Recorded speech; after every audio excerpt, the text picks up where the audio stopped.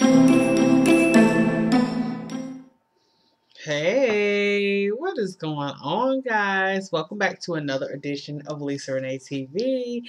If you have not yet subscribed yet to the channel, please hit the subscribe button before you leave today, and make sure to thumbs up the video and to share on all your social media networks that you're on. Okay, so welcome back. Welcome any subscribers who are already my subscribers and any newcomers. Welcome to the channel. Thank you for being here. I'm delighted to have you. So welcome. I hope you find you leave today more enlightened and more blessed and at peace and things like that. So hope you get something from the video. Okay, so I'm back. I do apologize for my absence. I've been gone probably for like a week or two. Yeah, I haven't been here. A lot of you have noticed, like, where is she? Has she flown the coop? Is she done with this whole thing? Not at all. No. I just have not been feeling well. I've been kind of sick, like for the past week or so. So I am feeling much better. I'm feeling much better. By the grace of God, I'm feeling better. Hallelujah. Yeah, I'm feeling a lot better now. So, yeah, I hadn't been feeling in a mood to do a video because I just was not, no, I was not feeling good at all. So, I'm back. All right, so let's get started. Let's get right into the video. So this is a topic that it just came to me, like it just hit me maybe a few days ago. So are these my standards or my preferences? And what's the difference? So, we're talking about, different standards for relationships and love. We know all us women and men too. Everybody got these standards. Mostly for my ladies though. Like this is like ladies focus about the different standards that we say we have, and then people have their preferences as well. So take a good look at yourself and be honest and ask yourself: am I setting boundaries and standards like I should be? Or are what I call standards really just prejudicial preferences disguised as standards? Okay, because those keep you away from true love and true love away from you. So figuring out the difference between the two can save you so much mental anguish. Don't you agree? I think so. The thing is, there are two sides to the coin. So one side vilifies women in society constantly from um, daring to have. I'm sorry. I don't know what this. I don't know what I wrote. So basically, one side of the coin, it kind of it vilifies women because it makes us feel bad about having these, daring to have high standards. That's what I was saying. I was wondering why I put the word daring there. Daring to have high standards as far as relationships go. And then the other side is that that search for honesty in oneself, so to thine own self be true. Basically figuring out whether or not your standards are really standards or just preferences. So basically the first side of the coin, the vilification of women that gets on my nerves, and we've kind of we see it a lot, like in social media and just in society in general, how basically every time a woman has a certain preference or standard for a relationship, like, oh, I want my man to make so much money, or you know have this or that, or the third, have this type of education, or have this type of background, or XYZ, whatever, et cetera, et cetera. People kind of look at her like she's crazy, right? Like, oh, you're asking for too much, dear. I think you need to kind of come down a little bit, because I don't think you'll get what you want, or you need to maybe kind of just, maybe just tone a little bit of that down. I think your standards are extremely too high, and it's almost unreasonable, unfathomable that she would dare even think of anything that high, or request that sort of man, and it's just crazy. So, I think that's a little bit that's not too fair, for women. And I'm like, why? Like, I'm like, these things don't seem so unreasonable, because if she's that type of woman and she's met all these standards herself, like, why is it out of the question for her to request that? in a mate, or want that out of a mate, or desire that, not requested, but desire that in a mate. So the idea of this topic came to me from like a post that I saw on Facebook on my friend's page, and they were talking about like the Steve Harvey show. I don't know if you all saw it last week. He had a couple of twins on there, women. They were really, really pretty, and he set them up on a date with these guys. They were like really successful, but they weren't really attractive.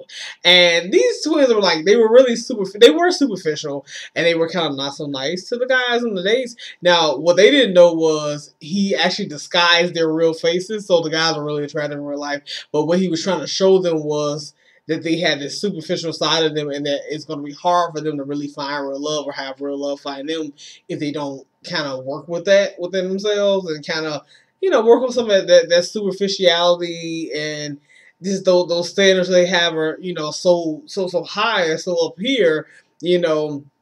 It's like, really, is it really take all that? Like, do you really think that most guys are going to meet that?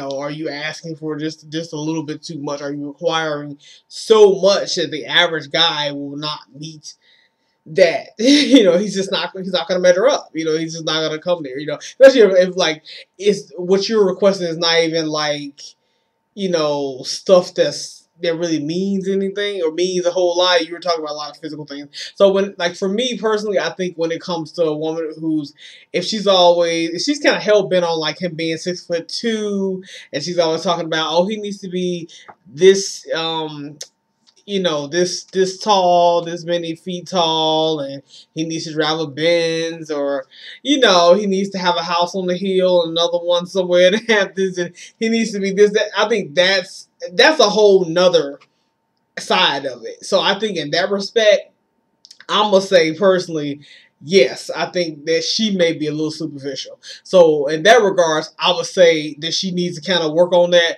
on that standard. Because see, that's not a standard, that's a preference. So I think the first thing is identifying what the heck is a standard and what's a preference.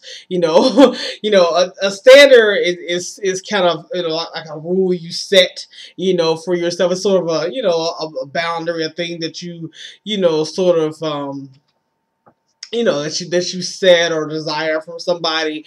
Something like a standard would be, let me give an example of a standard. I can't even think of one. It may be like a religious sort of thing, but then people may say like, I'll say religious, like if you want your mate to be a certain religion, so you guys can be, equally yoked. Like if you're Christian, you may want him to be, your standard may be, you want him to be Christian as well, but then somebody else may argue that religion can too be a preference. So, it depends on how you look at it. But standards are typically things that are a little bit more concrete, and then preferences they can be like little tiny prejudices.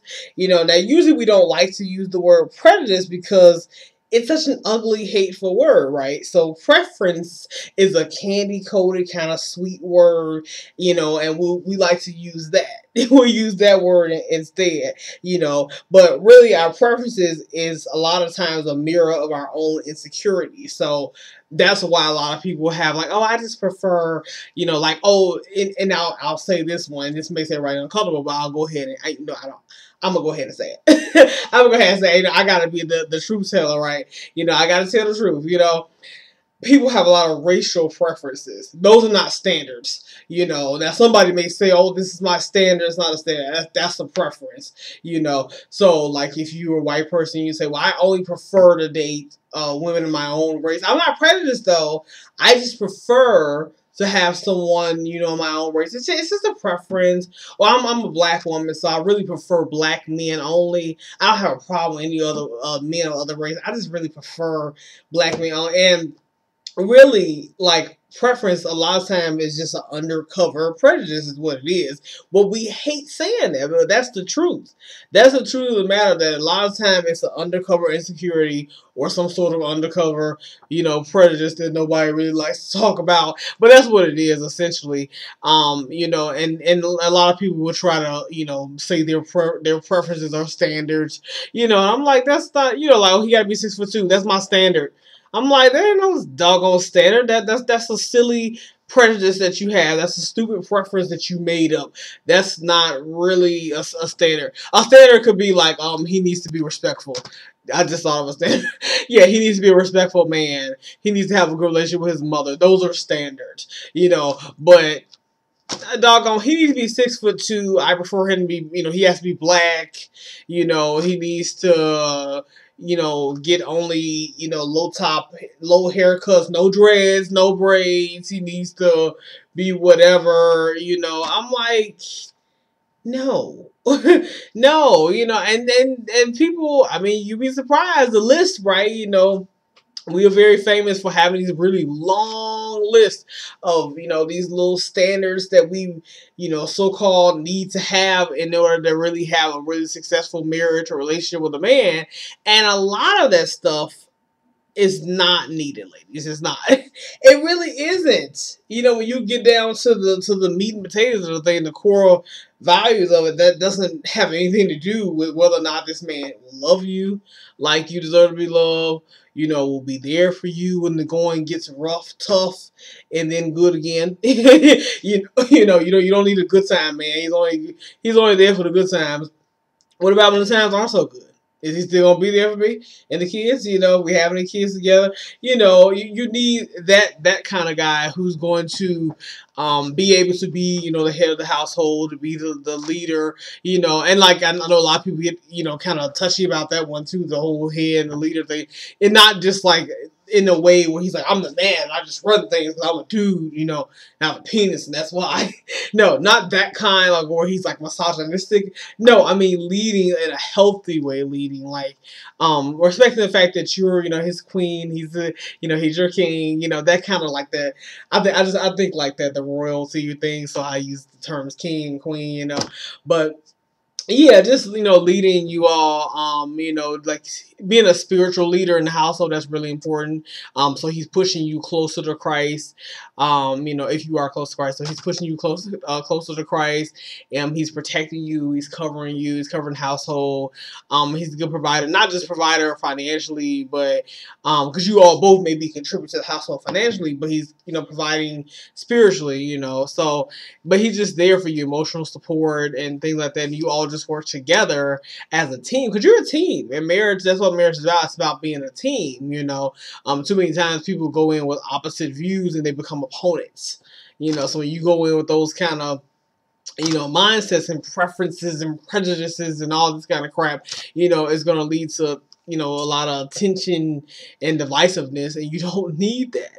A house divided cannot stand, right? So you don't need that. You need to come together in love and support of one another. So let's just throw out all these lists. Throw out your lists. Shred it tonight, cut it up, throw it away, throw out your silly list. You don't need that, other than the bare minimum standards. Is he a good man? Is he a good person? Does he care about me? Is he going to respect me? Is he honest? Is he loving? Is he a godly man? Things like that. Does he have a relationship, with Christ? Does he have a heart after Christ? Not just, he go to church sometimes. No. No, a little more involved in that, stuff like that, So let Christ be the standard. That's just me, that's just me. I don't, hey, but yeah, yeah, that's the only standard that's like, super duper important to me. And as long as he's, a good person and he's respectful and, hey, yeah, I'm totally throwing out my list. And I used to have this fetish with like guys who were like, I wanted him to be tall. Like I'm a tall girl. I'm like 5'8", I believe, 5'7" 3/4, and I wanted a guy who was taller than me. He has to be taller than me. Excuse me. I couldn't do the short guy thing, and now I'm like, that is so. That idea is so in oblivion. I'm like, whatever. I don't care how tall he is, and if he's dark skinned, if he's brown skinned, if he's whatever, if he's white, if he's white, if he's mixed. It doesn't even matter anymore. Like all that stuff, if he's kind of plump or if he's muscular or skinny, or I don't care, because I just trust that whatever the Lord sends me or whatever he has for me, it's going to be perfect. It's going to be beautiful.